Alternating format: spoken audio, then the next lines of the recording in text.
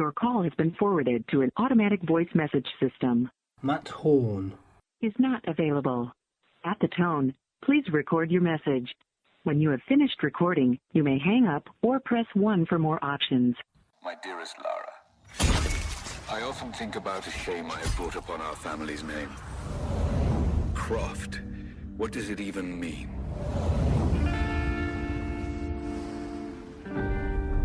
When I was young, it was just my father and I. In his last years, he was obsessed with myths about immortality. I may have found the next piece to the puzzle, but they're following me. I know them by name now. Trinity.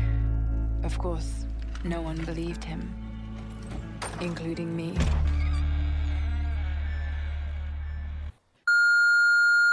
Hey man, it's Charlie. Just checking you out. You know, I don't know what you're doing later or what you're doing right now, because you seem like you're really busy. This is like the 17th time I've called you, but I just got the new video game. I don't know, I'm starting to think maybe you bought yours ahead of time since you're not answering my phone calls. I just wanted to hang out, you know, and see if you wanted to check out Rise of the Tomb Raider with me, but I'm starting to get the feeling that you got somebody else you're playing video games with now, man. And, like, I just am really upset that you didn't, like, let me know ahead of time, you know? So, whatever, have fun with your new friends. This game's badass. And on the line, we have Charles Halford talking to us from LA. Hello. How are you, sir? I'm good, man. How are you? I'm doing splendid. Now, obviously, we've been doing a continuous thing about the weather in LA this past week and a half. What's it been like for you? Oh, well, we've had weather, which is different. No, it's nice. I mean, I like the rain. I'm from Salt Lake City, Utah, so it could snow tomorrow and I'd be thrilled. But I guess it's been a little different, but it's nice to have something as opposed to just hot and sunny. Maybe that's weird for me to say that, but I like the weather. Now, obviously, I've mentioned how this podcast works, haven't I? Yeah, more or less. More or less. For anyone who's never heard my voice before, this is what happens.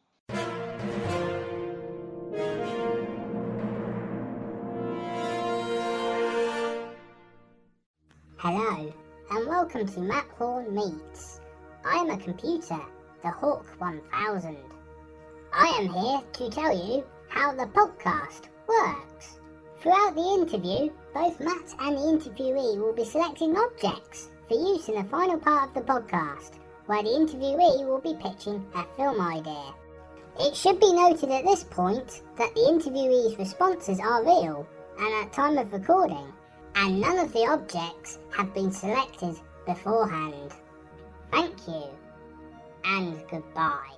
Charlie, I'm going to call you Charlie from now on. Charles sounds a bit too formal for me. Charlie, I'll go for. How are you feeling? You feeling confident? I feel pretty confident. Yeah, I feel okay. Okay. So, first object is one that we choose together, and it's got to have something to do with Rise of the Tomb Raider. Grizzly bear. Grizzly bear. We could have an animal hide. I kind of like the grizzly bear. I mean, it doesn't have to necessarily be an inanimate object. Anyway, obviously, we need to talk to you about Rise of the Tomb Raider, which came out in November, December-ish time. Obviously, the sequel to the reboot of Tomb Raider in 2013. Yes. And of course, I've had a lot of voice actors over December. And obviously, the first question I like to ask them, it's quite a nice one to kickstart us off, is what was production of the game like for you? It was entirely new to me. I had never done motion capture, and so I didn't really know what all of that entailed. To me, it was like, that looks fun, you know? Like, I get to wear a funny suit. There's so many different challenges that it posed. You know, you're used to having kind of a wardrobe and a environment and these kind of things, and on the stage, it's just a big white room, and everybody's wearing like wetsuits and funny helmets. And so it was an interesting experience, but once I got warmed up to it, you know, I remember every day going home going like, yeah, this is something that I could get like a lot better at. It's like a skill set, you know. It was loads of fun, and it was so cool to see, you know, every day they would show up with cutscenes that they put together or stuff that they were working on, and it was just so cool to see how collaborative it all was. I mean, it's literally like a global creative process. You've got people overseas sending stuff in. It's really incredible. So it was awesome. For anyone who doesn't really know what mocap is, you get a load of balls on your face, really, don't you? Yeah, I mean, to describe the process, they do.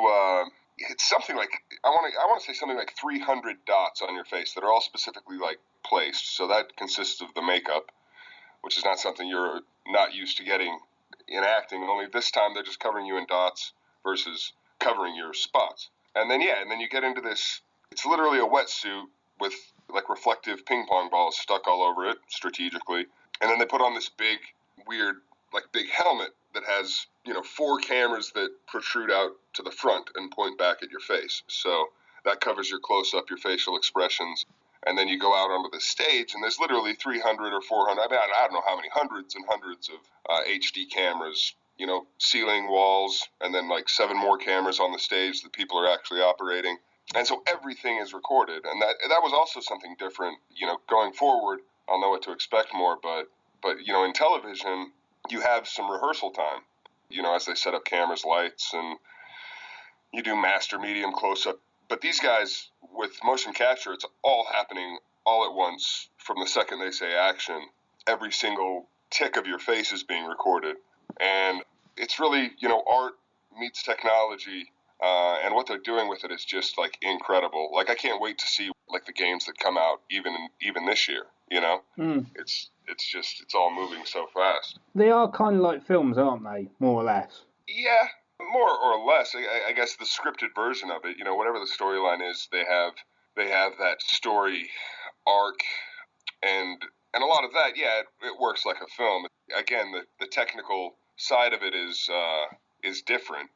Because sometimes they'll even have like other actors doubling up, different characters based on the day and who they have and what's available. I imagine it's a scheduling nightmare to get everybody around the world together for a production day, and that's what they do. But for instance, I think I doubled on a scene because I was there. I doubled like another character. I think it might have been Lord Croft's motion. So I was basically his puppeteer for a second, and like they wanted me to pick up like a little Lara, but obviously we don't have a little like a child actor there. It was like a bag of sand, like on a block. And they're like, that blocks the window, and that bag of sand is Lara. So I need you to pick that up and hug it, hold it close. Oh, okay. Bag of sand is my daughter, granddaughter. I'm not sure how the whole storyline works out, and that's different. That's probably not going to happen on a film set. There's probably going to be a kid there. Obviously, you're playing the part of Constantine. I play 2/3 of the part of Constantine. Obviously, we can't go into specifics for anyone who hasn't played the game. How did you get involved in the project in the first place? I auditioned through my voiceover representation, and I remember it being like a series of auditions, and they were really top secret. They were like, it's a big game, but that's all we can tell you. And I think I went to maybe two or three auditions.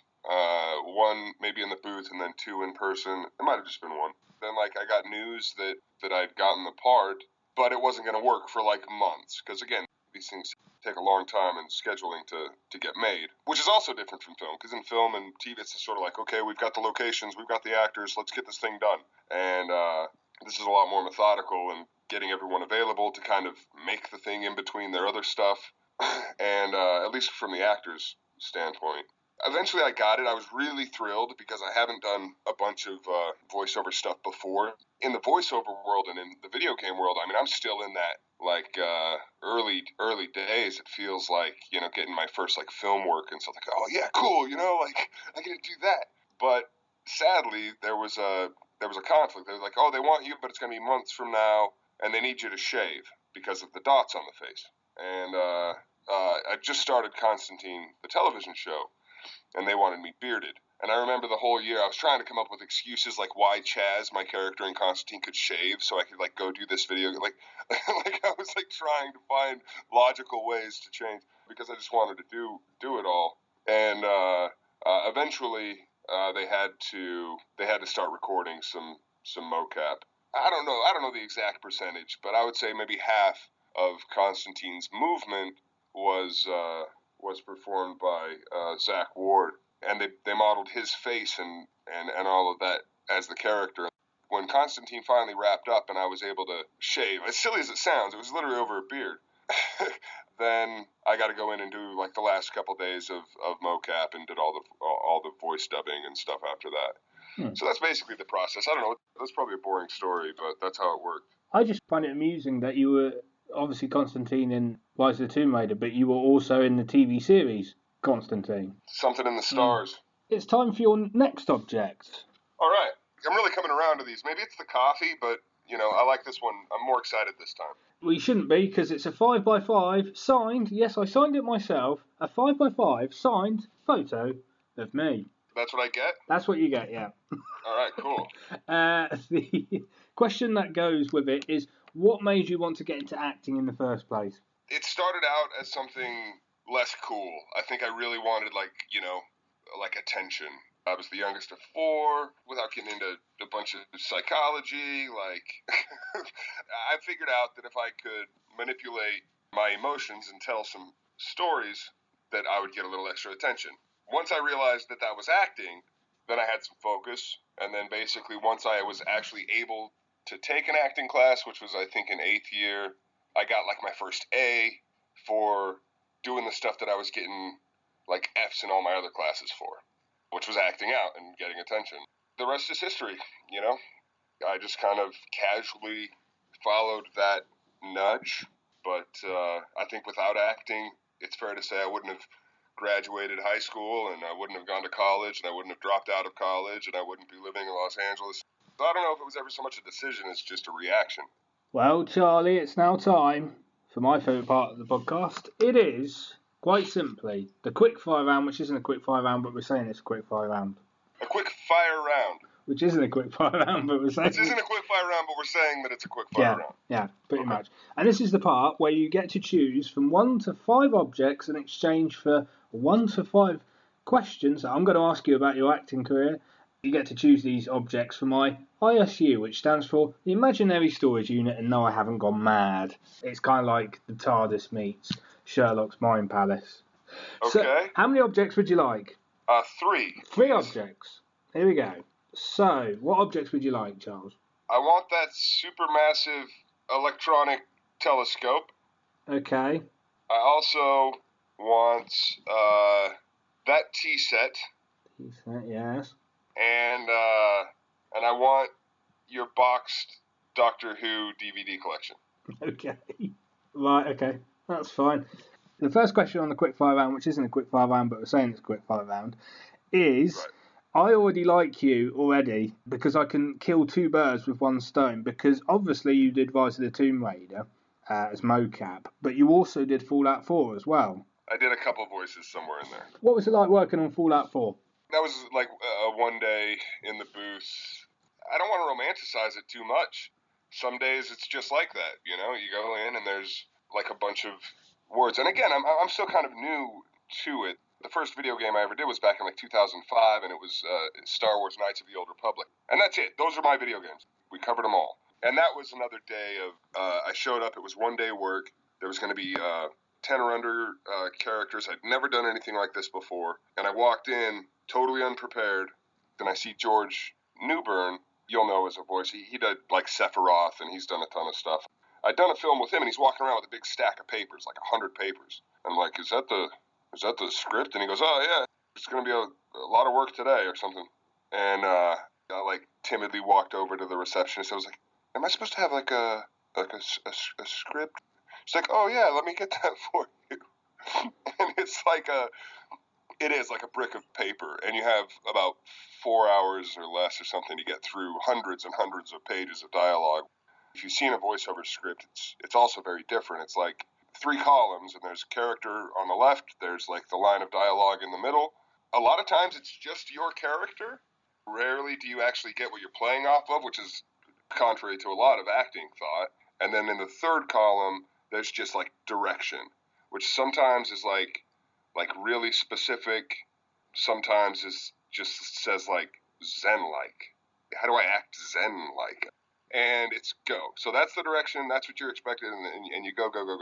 And so Fallout was similar to that, only with like a lot less pages. And I believe it was that one was the first time I ever did like a teleprompter. So you have a director telling you the direction, and then like a line of dialogue comes up. It's an interesting exercise. I know. I feel like I'm taking a lot of the luster off of this stuff. Okay.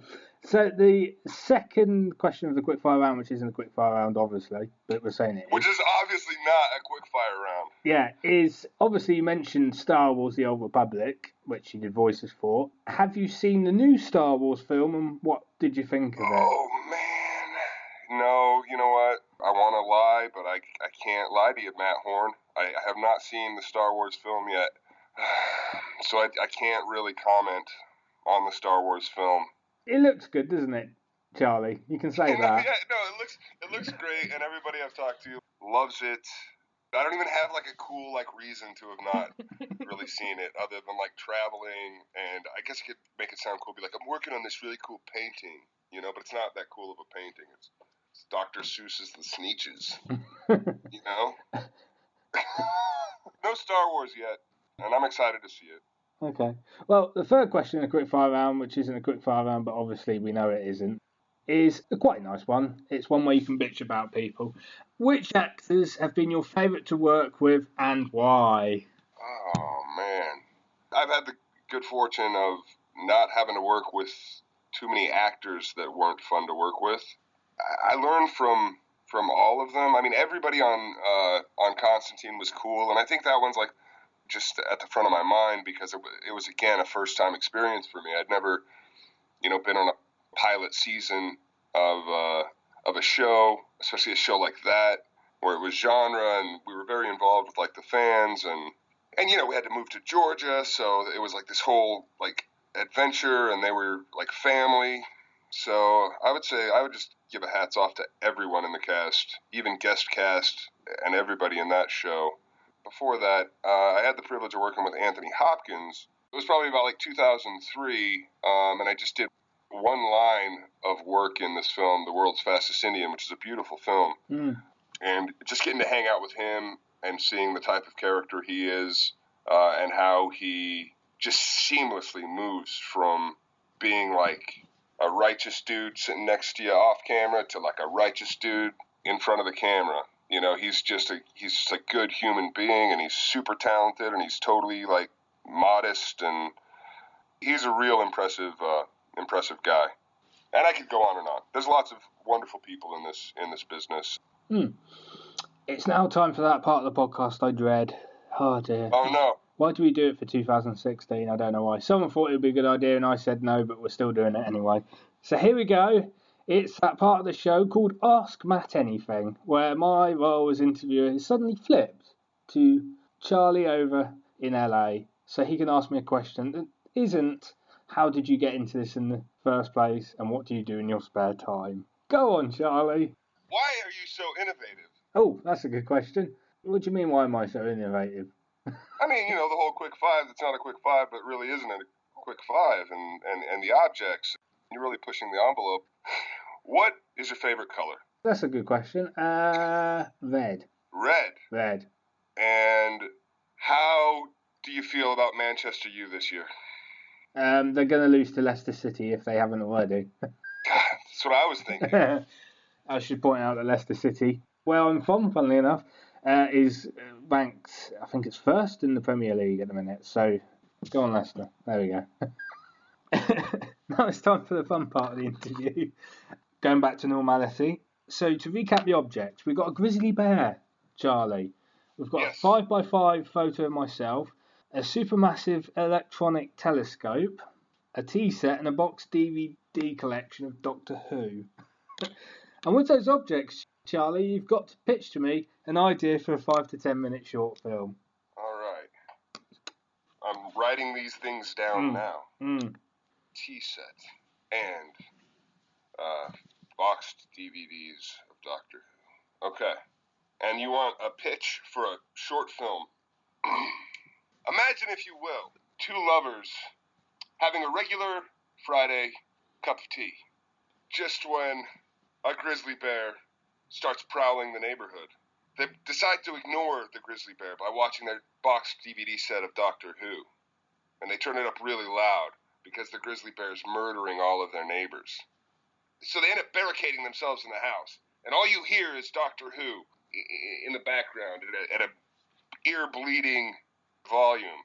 This grizzly bear is just clawing its way in, and they look out this crack in the woods that they've nailed up over the window, and they see a sea of bears crawling into town, from a distant spaceship.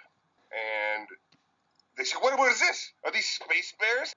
We're being invaded by space bears. Get the supermassive electronic telescope so we can get to the bottom of this. They open up this box. The bears are crawling all over the house. There's a bear chomping his teeth through a hole in the ceiling. He's coming like right at him. And they put together the supermassive electronic telescope, and they crank the thing on. It's like it starts lighting up, and the man puts his eye to the cup just as the woman screams and is ripped away from him. We don't get to see what's in that telescope, and it's too late. She's gone. She's bear food, and he turns around to see what's through the telescope one last time. He's humanity's hope to save them from space grizzly bears, and cut to black. You've never seen Robot Monster, have you? Robot Monster? Yeah. Did they steal my idea? No, it's kind of like Robot Monster, though. Well, it sounds like a great film. I'll have to check out Robot Monster. Space bears, really? Stranger things have happened, man. Maybe it'll make a better video game. I don't know. I'll let you have that one. That was pretty funny, actually. I don't think it was supposed to be funny, but I thought it was pretty funny. I was serious, man.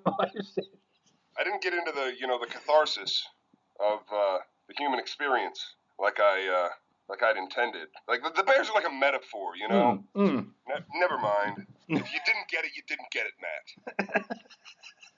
Matt. Anyway, because you've been such a trooper, you now get a 1 minute plug to plug, obviously, Rise of the Tomb Raider, get people to buy it, and any projects you've got coming up.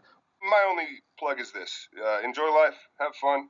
Hopefully something I do will aid you in your happiness. You can follow me on Twitter. I'm pretty good about posting stuff there. It's at Charlie_Halford. I've got a fan page on Facebook, pretty easy to find. Yes, Rise of the Tomb Raider, play it. It's a good game. I wish I was better at playing games. I get up to a point and then it gets very difficult. So I'll be watching somebody play the rest of that game, I think. but they're having loads of fun, the people playing it. So Rise of the Tomb Raider, check it out. Fallout 4, I'm somewhere in there. Play the game. Spot the Charlie or something. Supergirl, Supergirl episode 7, Human for a Day. Lots of fun. The first and only season of Constantine is out there somewhere. Hopefully they will get a DVD set of that, but I know that it's out there. It's around. I think El Rey Network was playing it for a while. I don't know if you have El Rey Network globally. In terms of projects coming up, just stay tuned. There's not much I can speak of, but plenty of stuff happening. So that's it. I love you. We love you too, Charlie. All right. And on that bombshell, Charlie, it's time to leave. Oh, all right. I know. Well, it's been fun playing with you, Matt. Be well, man. Thank you very much. Yeah. Bye-bye.